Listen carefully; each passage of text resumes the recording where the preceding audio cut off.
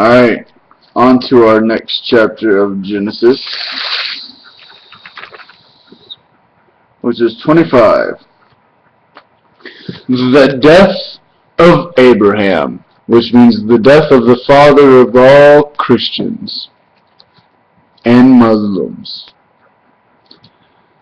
Abraham took another wife whose name was Keturah. She bore him Zimran, Sanach, Medan, Ishbak, Shua.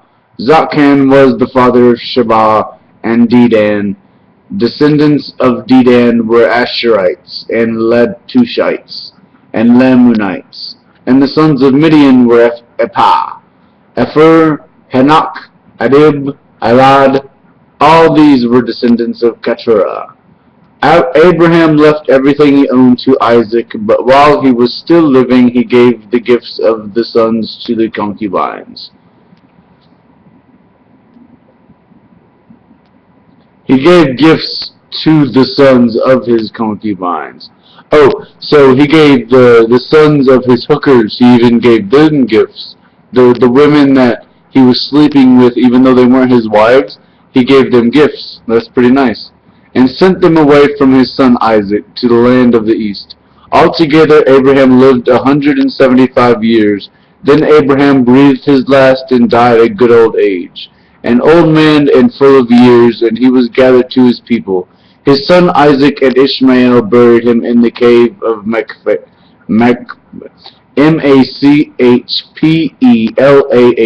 near Mamre, in the field of Ephron, son of Zohar and Hittite.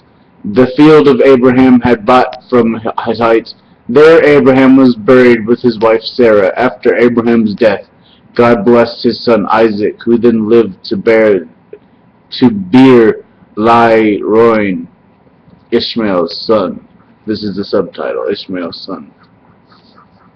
This is the account of Abraham's son Ishmael, whom Sarah's maidservant Hagar the Egyptian bore to Abraham. So this guy is the one that started the Muslims. He is the very first of the Islamic faith. He is the first Muslim. The first Muslim. He's like the father of Muslims. These are the names of the sons of Ishmael, listed in the order of their birth. Nabioi, the firstborn of Ishmael. Okay, I don't like reading genealogy, so I'm going to skip that. You can look it up if you want. This is the account of Abraham, son of Isaac. Abraham became the father of Isaac, and Isaac was 40 years old when he married Rebekah, the daughter of Bethuel. Isaac prayed to the Lord on behalf of his wife, and she was barren.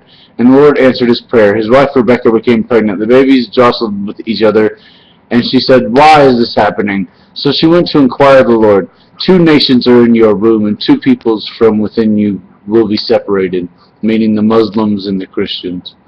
One people will be stronger than the other, and the older will serve the younger, meaning that the Muslims are meant to serve the Christians.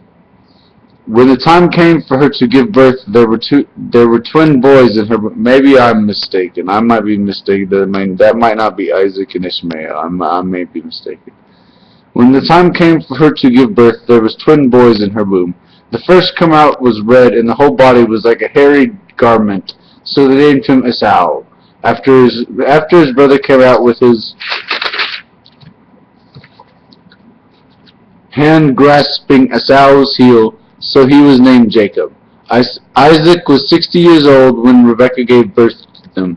The boys grew up, and Esau became a skillful hunter,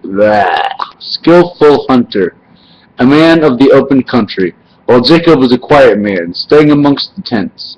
Isaac, who had a taste for wild game, loved Esau, but Rebekah loved Jacob. Once when Jacob was cooking some stew, Esau came from the open country, famished. He said to Jacob, "Quick, let me have some of that stew. I am famished." That is why he was also called Edom. Jacob replied, "First sell me your birthright." "Look, I am about to die," Esau said. "What good is the birthright to me?" But Jacob said, "Swear to me first." So he swore an oath to him, selling his birthright to Jacob. Then Jacob gave Esau some bread and some lentil stew. He ate and drank, and then got up and left. So Esau despised his birthright. So I guess one brother was meant to serve the other.